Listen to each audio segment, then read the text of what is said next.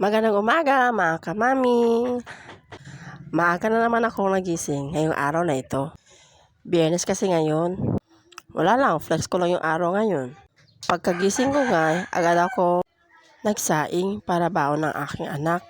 Kasi nga, ang sabi niya ay kanin na lang daw ang babaunin niya para makatipid naman kami sa pera.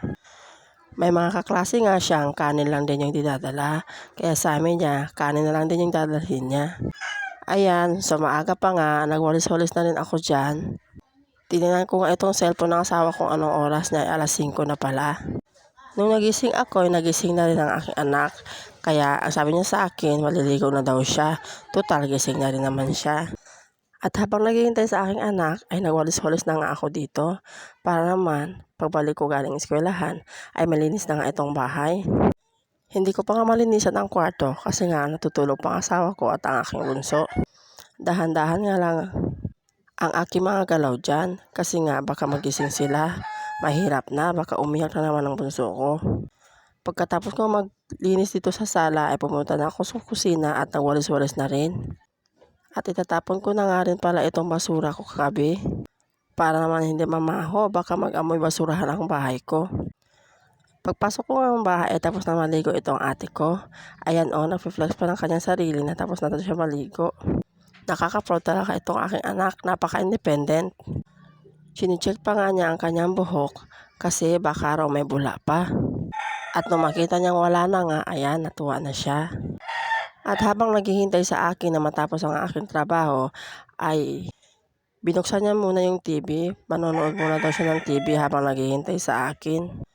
Sabi ko kasi sa kanya ay tatapusin ko lang itong aking trabaho at nang sa kanya naman yung atensyon ko.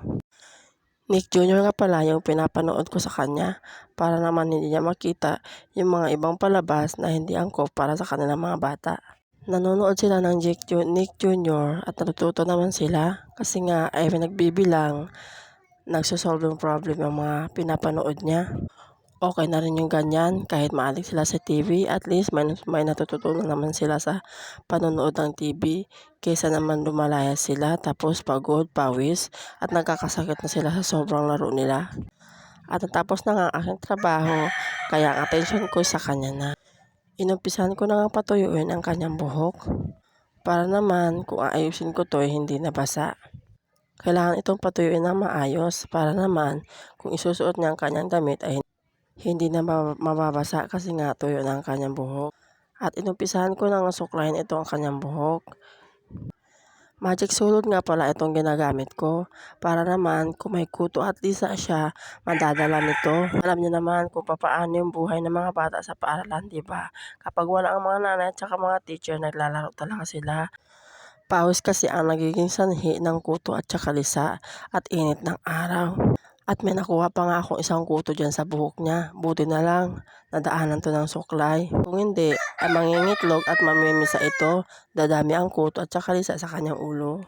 At ang masiguro kung wala nang lisa at saka kuto, sinimulan ko na itong hatiin ang kanyang buhok. Kasi nga aayusin ko na para naman pag sinuot niya ng kanyang uniforme, sintipid lang pala ang gagawin ko sa kanyang buhok.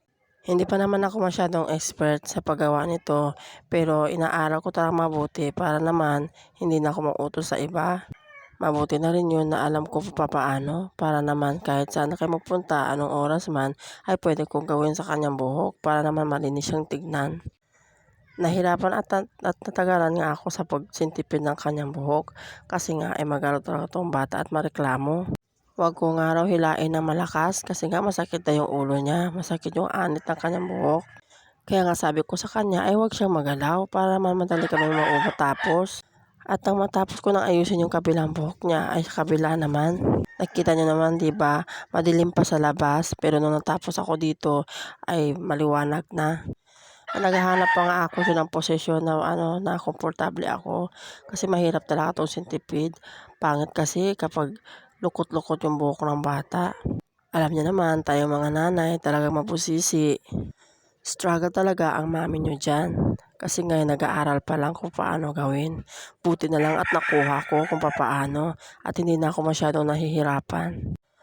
At habang sinisintipid ko itong buhok ng aking anak, siya naman ay nanonood ng TV para naman hindi siya maboring. At nang matapos nga ako ay pinasuot ko ng kanyang damit. Friday naman ngayon ay pwede naman sila magsibilyan. Wala pa naman kasi required sa kanila na PE.